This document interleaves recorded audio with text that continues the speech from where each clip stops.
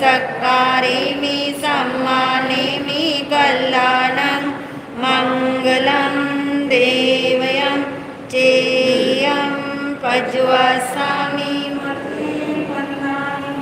देखो तो आयाहीनं पयाहीनं करेमि वन्दामि नमस्सामि सत्कारेमि सम्मानेमि कल्याणं मङ्गलं देवयं चेयं पज्वसामि मथेन वन्दामि नमो अरिहन्ताणं नमो सिद्धाणं नमो आयर्याणं नमो उवज्जायाणं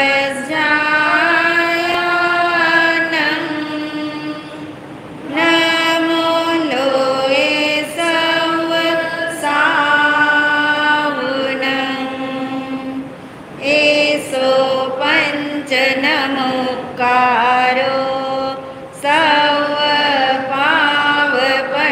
सर्वपावपनाशनो मङ्गलानं च सवेसिं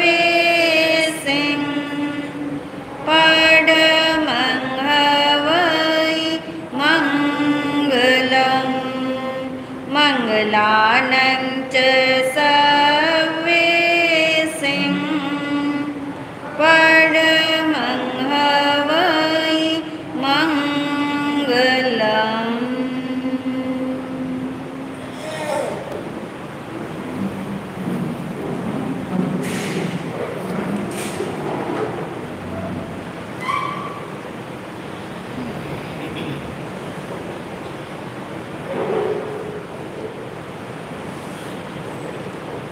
आत्मस्वरूप को ध्याने हेतु आंखें बंद करें।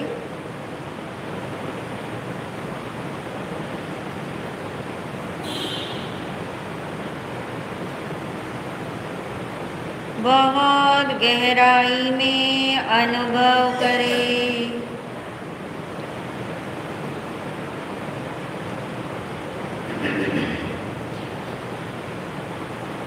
अपने होने का एहसास पक्का करें।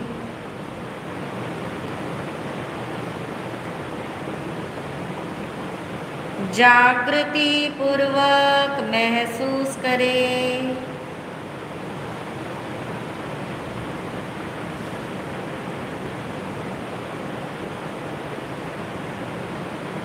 मैं आत्मा हूँ।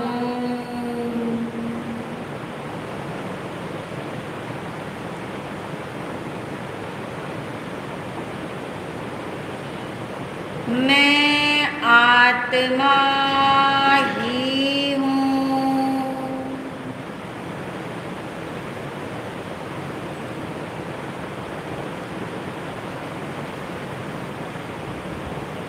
आत्मा के अलावा अन्य कुछ भी मैं नहीं हूँ।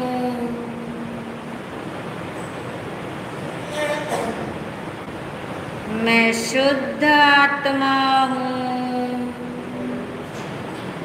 मैं शुद्ध आत्मा हूँ।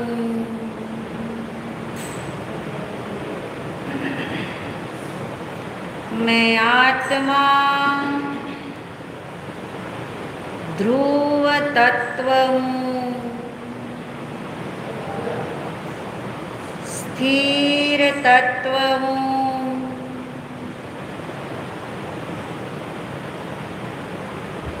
मेरा स्वरूप ही ऐसा है। ना मैं हिलता हूँ, ना मैं चलता हूँ, ना मैं उठता बैठता हूँ। ना मैं कहीं आता जाता हूँ। मैं आत्मा सदा ही अपने अनंत गुणों में स्थिर रहता हूँ।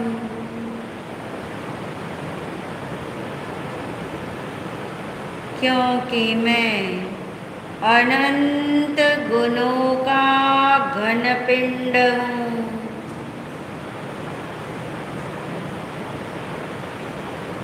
मैं अपने असंख्यात प्रदेशों से कभी भी चलित नहीं होता, चंचल नहीं होता। सदा सर्वदा स्थिर तत्व हूँ।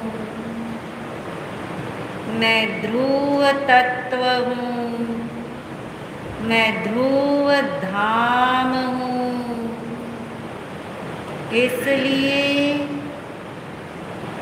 4 गति 84 लाख जीव योनि में परिभ्रमण हुआ, जन्म मरण हुआ, मगर मेरा परिभ्रमण नहीं हुआ।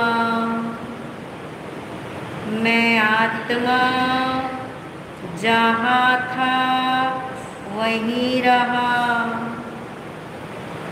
जिन असंख्यात प्रदेशों में था उन्हीं प्रदेशों में रहा।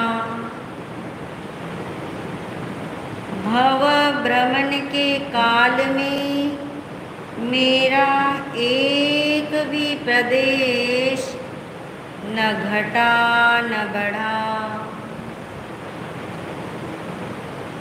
क्योंकि मैं ध्रुव तत्व हूँ, स्थिर तत्व हूँ, नित्य तत्व हूँ।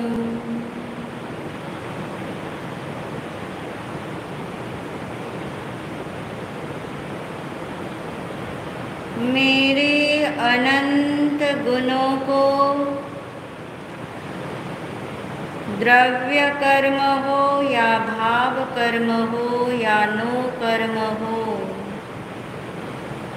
कोई भी कम ज़्यादा करने में समर्थ नहीं है। क्योंकि मैं अपने में ही रहता हूँ। अपने गुण प्रदेशों को छोड़कर आज तक एक समय के लिए भी मैं कहीं गया नहीं, जा सकता नहीं, जाऊंगा नहीं। ऐसी अनंत स्थिरता जहाँ पर है वहीं आनंद है, वहीं शांति है, वहीं शक्ति है। अपने स्थिर स्वरूप को महसूस करो।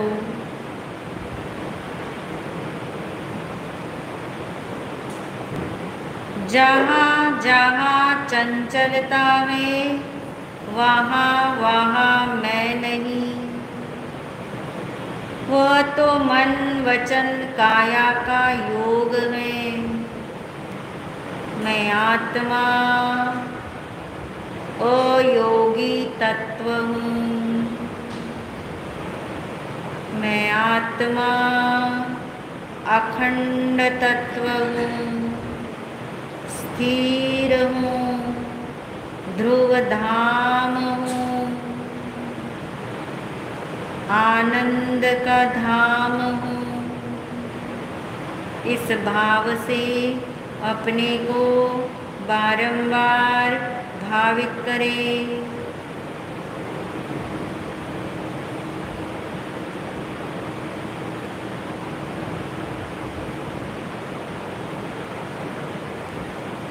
अपने को आत्मा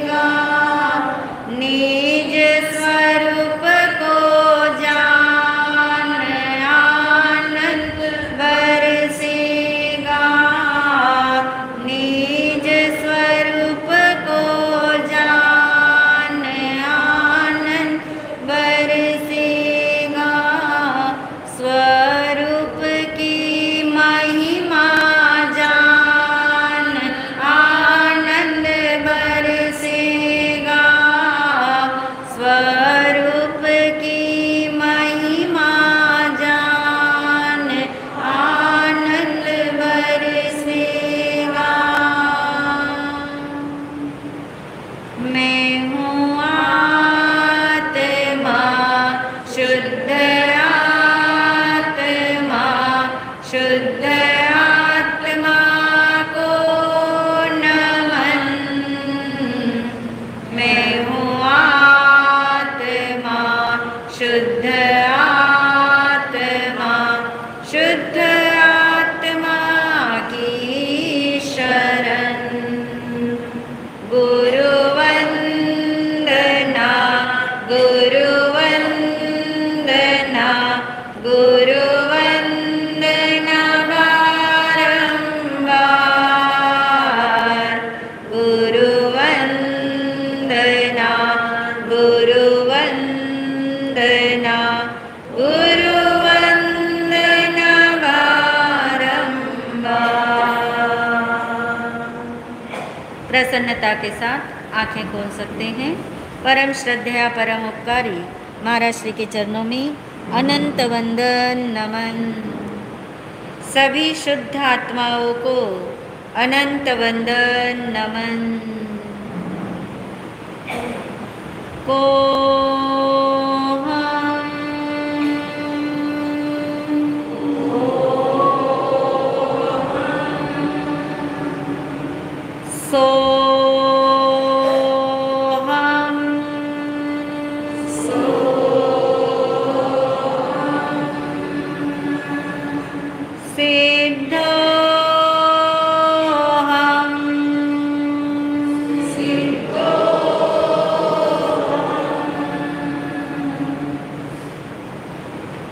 मैं सिद्ध भगवान जैसा ही शुद्ध आत्मा हूँ।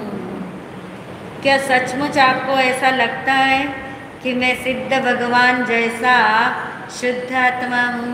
पूछो अपने से, अपने से पूछ के उत्तर निकालो। क्या सचमुच मैं सिद्ध भगवान जैसा शुद्ध आत्मा हूँ? थोड़ा थोड़ा हाँ आ रहा है, थोड़ा थोड़ा ना आ रहा है, ऐसे हो रहा है। आ रहा है अंदर का उत्तर, अंदर का उत्तर चाहिए, स्थानक वाला उत्तर नहीं चाहिए। यहाँ तो 1 घंटा तो आप यही बोलोगे, क्योंकि हम आपको यही बुलवाएंगे कि आप कौन हो। आप शुद्ध आत्मा हो। कैसे शुद्ध आत्मा? सिद्ध भगवान जैसे। क्या सचमुच हमें अंदर में ऐसा लगता है, यानी भाषित होता है, महसूस होता है या मानने में आता है कि वाकई में मेरी पहचान, मेरी आईडी, मेरी आइडेंटिटी, असली पहचान यही है कि मैं सिद्ध भगवान जैसा शुद्ध आत्मा हूँ? आता है ऐसा मानने में?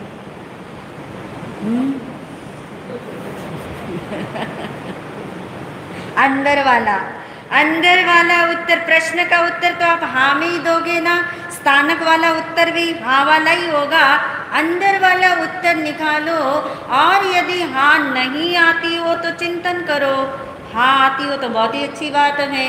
नहीं आती है हाँ, इसका मतलब अभी और निर्णय करने की ज़रूरत है। जब तक हमें अंदर वाला हकार नहीं आएगा कि मैं सिद्ध भगवान जैसा शुद्ध आत्मा हूँ, तब तक हमें अपनी पहचान यानी आइडेंटिटी होने वाली नहीं। किसके लिए हम सुन रहे ये? ताकि हमें अपनी असली पहचान हो। अब आप महसूस करके देखो, कोई आपके घर पे आए या कोई आपके सामने आए और बहुत सुंदर सा डायमंड निकाल करके वो आपको दिखाए कि ये असली हीरा है। कौन बोल रहा है? सामने वाला जो आया है। जो सामने वाला व्यक्ति आया है उसने असली डायमंड निकाल करके आपके सामने रखा और आपको कहा कि ये असली हीरा है। क्या तुझे ये मानने में आता है कि ये असली हीरा है? तब क्या उत्तर दोगे? हमारे प्रश्न का तो आपने दिया नहीं, फिर मुझे डायमंड निकालने पड़ते हैं आपके लिए। वहाँ तो उत्तर दे सकोगे ना, डायमंड तो प्रिय है आपको। बताइए तब क्या कहोगे आप? अगर वो आपको पूछे कि मैं ये असली डायमंड लाया हूँ तो क्या आपके मानने में आ रहा है, वो पूछ रहा है व्यक्ति आपसे, क्या आप मानते हो कि ये असली डायमंड है? तब आप क्या कहोगे?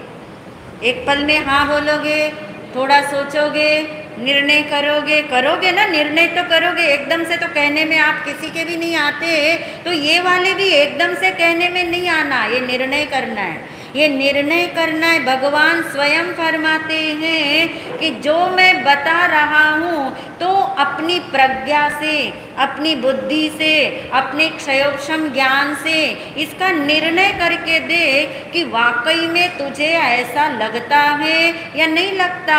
महसूस होता है तो क्यों महसूस होता है, नहीं होता है तो क्यों नहीं होता। जब अगला व्यक्ति कह रहा है ये डायमंड है और आप कहते हो कि अभी मुझे भरोसा नहीं पड़ रहा, अभी मुझे मानने में नहीं आ रहा, मगर मैं निर्णय कर सकता हूँ, आप बोलोगे ना उसको ये बात आपने हमको नहीं बोली। आपने एज इट इज माना या नहीं माना, मगर निर्णय करके देखेंगे, पहचान करके देखेंगे। यदि कोई व्यक्ति असली हीरे को भी असली हीरा नहीं माने तो क्या समझना चाहिए? या तो इसकी परख शक्ति क्या है, कमजोर है। सामने वाला क्या समझेगा? या तो तुम्हारी परख शक्ति कमजोर है, या तुम्हारी दृष्टि के अंदर क्या है, दोष है। तुम्हारी आंखों में, तुम्हारे नज़र में, तुम्हारी दृष्टि में दोष है। तुम्हारे पास वो आंखें नहीं है कि ये डायमंड तुम्हें क्या लगे, डायमंड लगे। एक तो कारण ये हो सकता है, एक कारण और हो सकता है, सामने असली हीरा हो फिर भी हमें वो असली मानने में नहीं आता हो, तो एक कारण तो हो गया कि परख शक्ति की क्या है, कमी है। दृष्टि का क्या है, दोष है, यानी नज़र का हमारा कोई दोष हो सकता है। दूसरा और एक भयंकर कारण है, ये वाला कारण तो ऐसा है जिसका निवारण हो सकता है। कोई कहे कि अभी मेरे पास परख शक्ति नहीं है, मगर मैं परख शक्ति यानी अपनी दृष्टि खोलूंगा, तब मैं इसकी क्या करूंगा, पहचान करूंगा।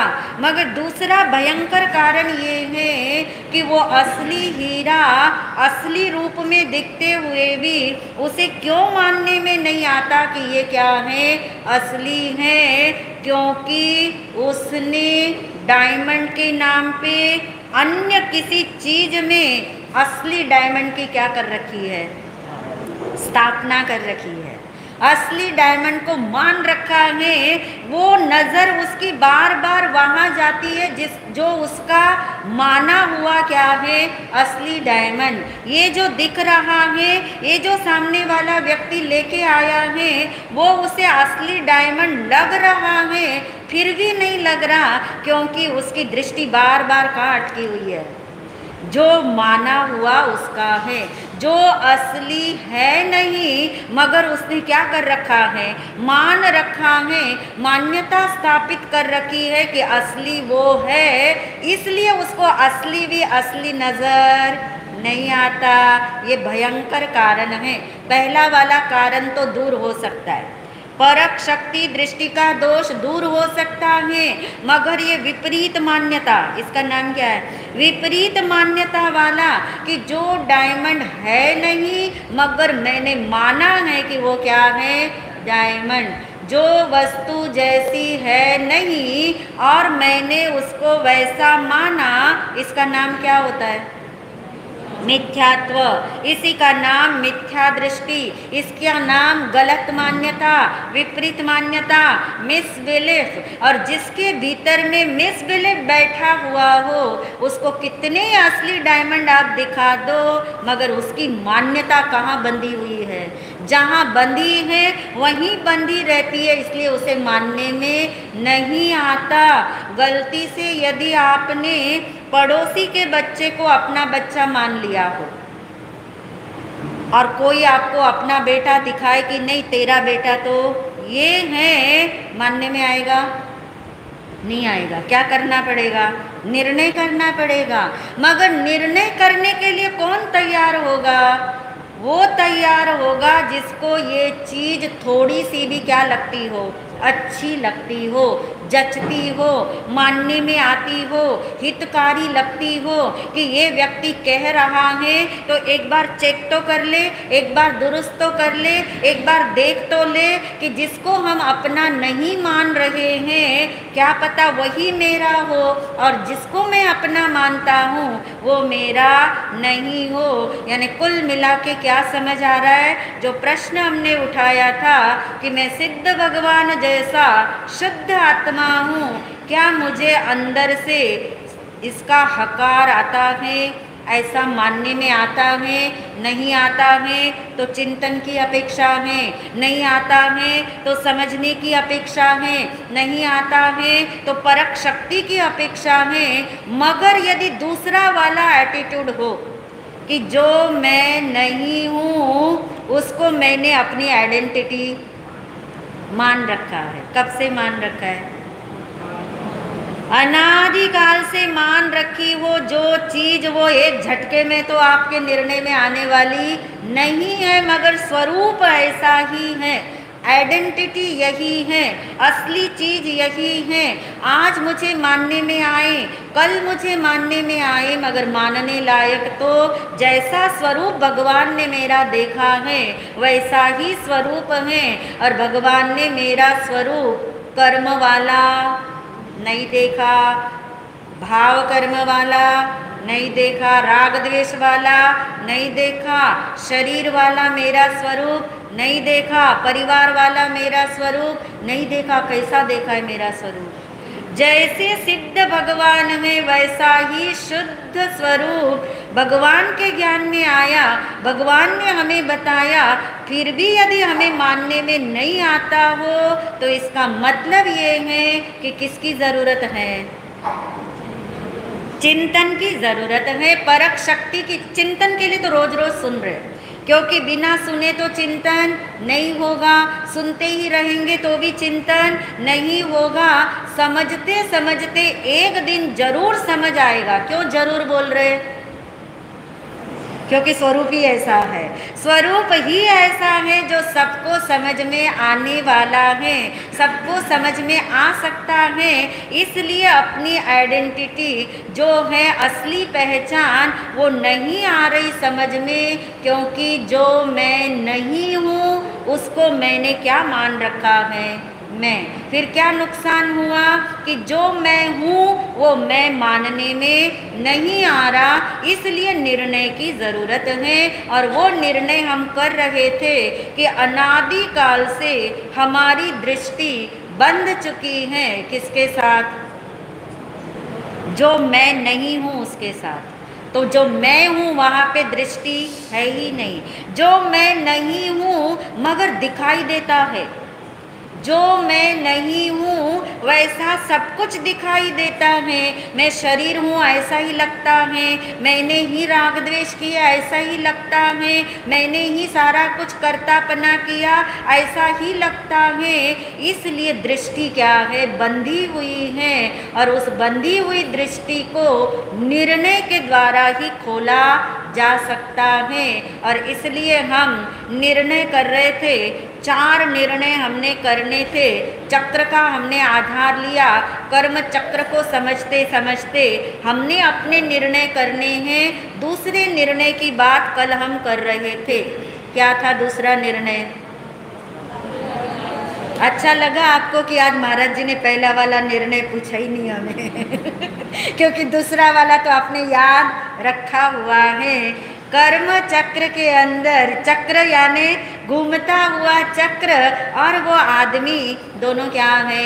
अलग अलग। ऐसे ही कर्म चक्र के संयोग में ये आत्मा अनादिकाल से परिभ्रमण करते हुए भी इस आत्मा का परिभ्रमण नहीं हुआ। सही कहा हमने? सही कहा। क्यों सही लग रहा है? अब इस आत्मा का परिभ्रमण नहीं हुआ। जन्म मरण हुए, 4 गति 84 लाख योनि में भटकना हुआ, फिर भी मैं तो अपने में ही हूँ। मैं घूमा नहीं, घूमना मेरा स्वभाव नहीं, मगर मैंने माना। क्या माना? मेरा जन्म मरण हो रहा है। हालांकि मेरे अनंत गुणों का जन्म मरण नहीं हो रहा। मेरे असंख्यात प्रदेश जहाँ हैं वहीं पे हैं, मैं नहीं घूम रहा, मगर मैंने अपने आप को घूमता हुआ माना। तो फिर पहला निर्णय क्या किया आपने? घूमता हुआ दिखाई देता हूँ, मगर घूमना मेरा स्वभाव नहीं है। स्वभाव का कभी अभाव होता नहीं है। इसलिए जन्म मरण होते हुए भी मैं आत्मा स्थिर तत्व ही हूँ, मैं घूमने वाला तत्व नहीं हूँ। दूसरा निर्णय कि दोनों अलग है। दो कौन? कर्म चक्र और आत्मा दोनों अलग हैं। कर्म चक्र में कर्मोदय भी लेना है, कर्म के उदय से जो भी मिला है वो भी मेरे से क्या है? भिन्न है। जब कर्म ही मेरे से क्या है? अलग है। तो द्रव्य कर्म से भी मैं भिन्न हूँ, भाव कर्म से भी मैं भिन्न हूँ, नो कर्म से भी मैं भिन्न हूँ। द्रव्य कर्म से मैं सदा ही जुदा हूँ, चाहे मैं एक में एक दिखता हूँ फिर भी एक हुआ नहीं हूँ। ऐसे ही कल हमने प्रारंभ किया था, भाव कर्म के साथ ये आत्मा एक साथ दिखता है, साथ साथ रहते हैं। कौन कौन? भाव कर्म यानी राग द्वेष कषाय आदि। ये भाव कर्म के साथ आत्मा कब तक रहेगा? कब तक रहेगा आत्मा?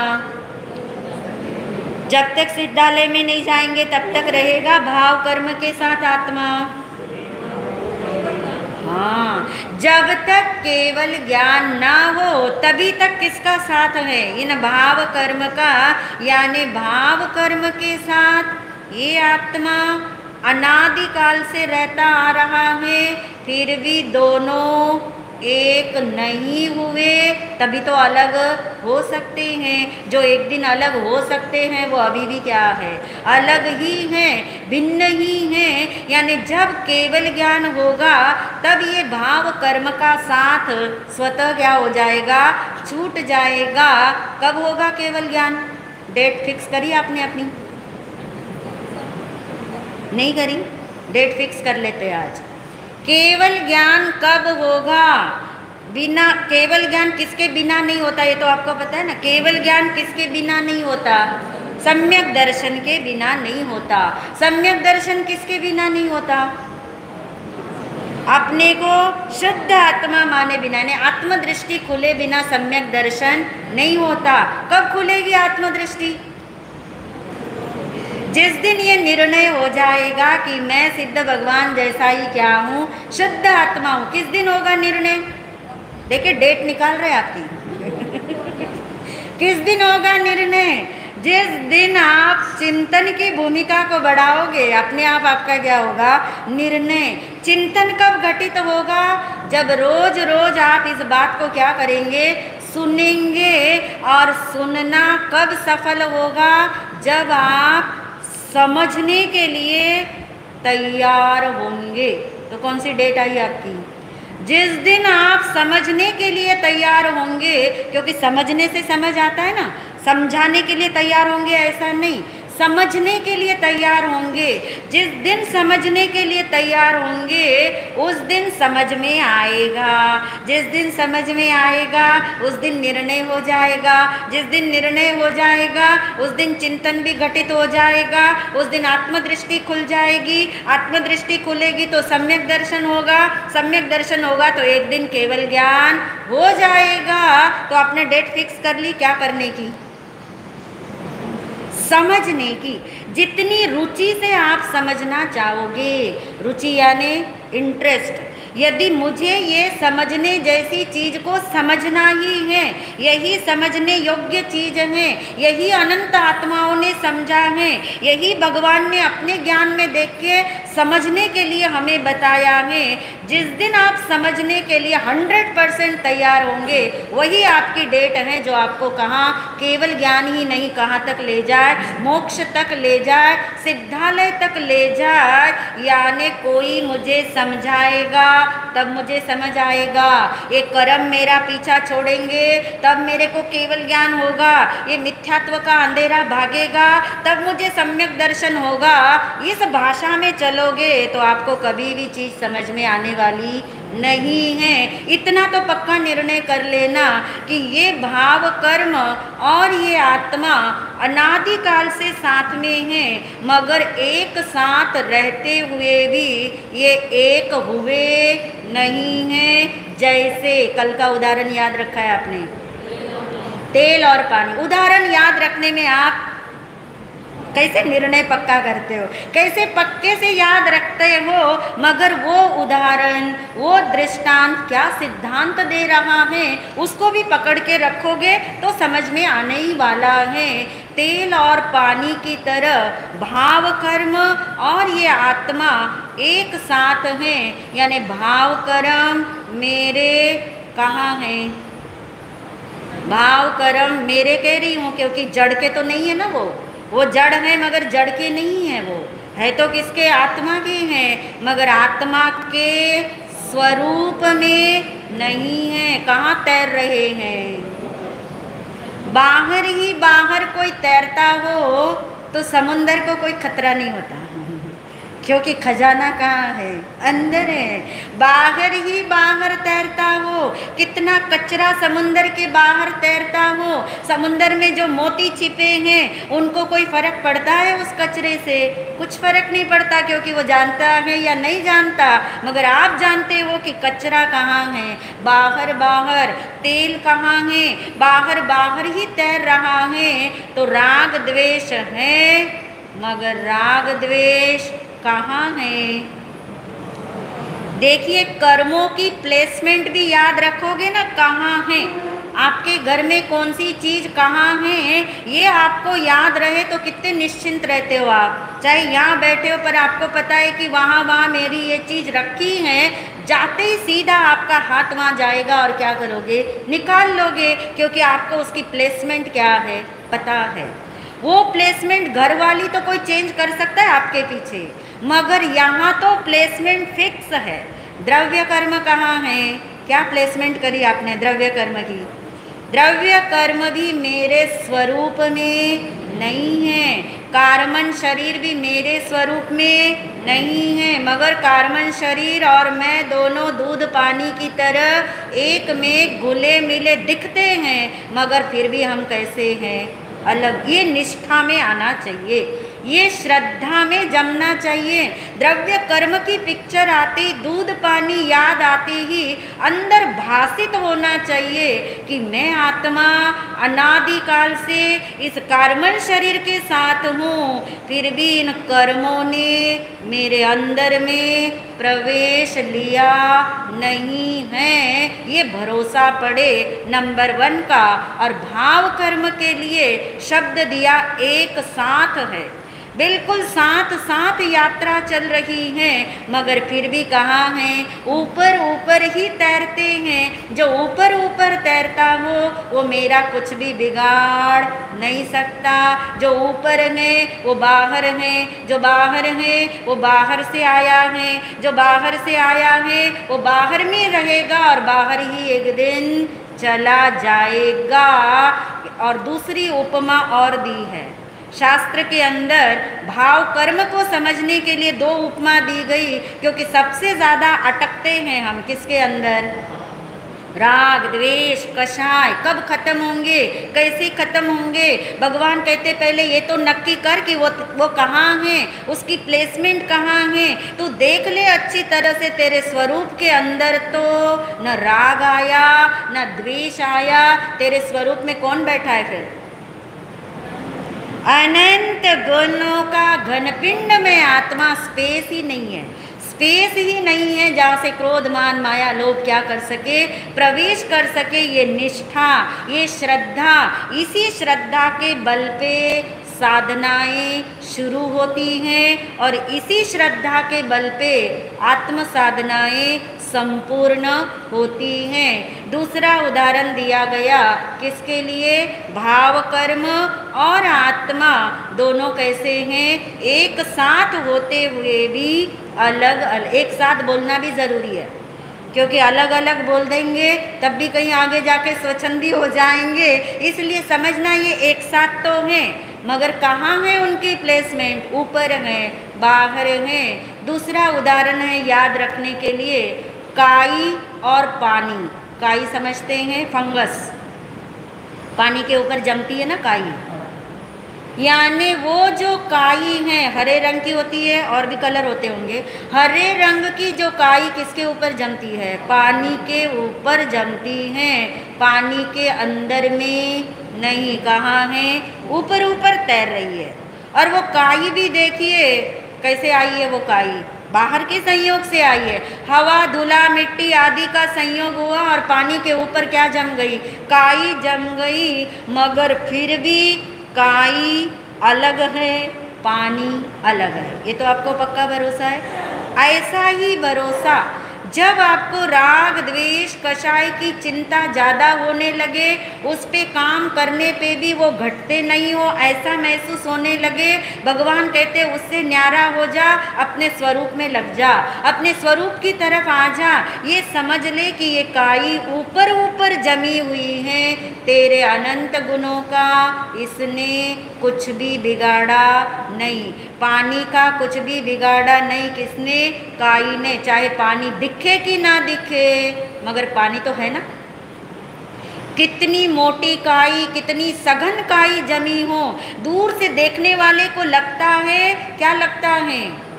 काई काई है, मगर भरोसा कितना पड़ता है आपको?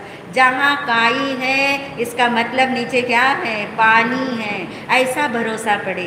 राग, द्वेष, कषाय आदि दिखते हैं, मगर अंदर स्वरूप क्या है? यथावत है।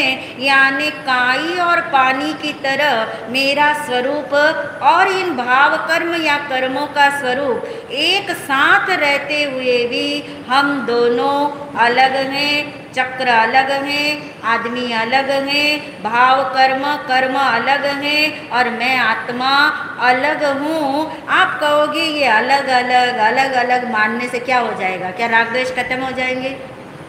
पूछोगे, मन में तो आएगा ना।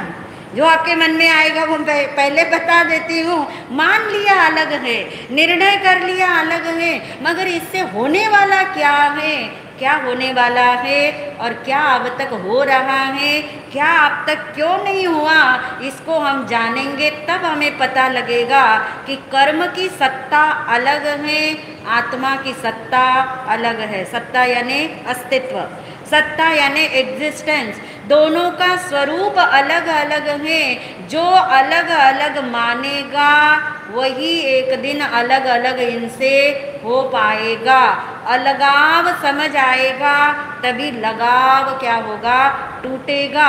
वरना लगाव तो ऐसा अनादि अनंत काल का है कि अलगाव सुनने को भी तैयार नहीं होता, मानने को भी तैयार नहीं होता, समझने को भी तैयार नहीं होता, समझ आते हुए भी नहीं समझ आए ऐसा महसूस होता है। इसलिए इसका निर्णय जो पक्का करेंगे उनका अवश्य कल्याण होगा। इन्हीं भावों के साथ ओम शांति।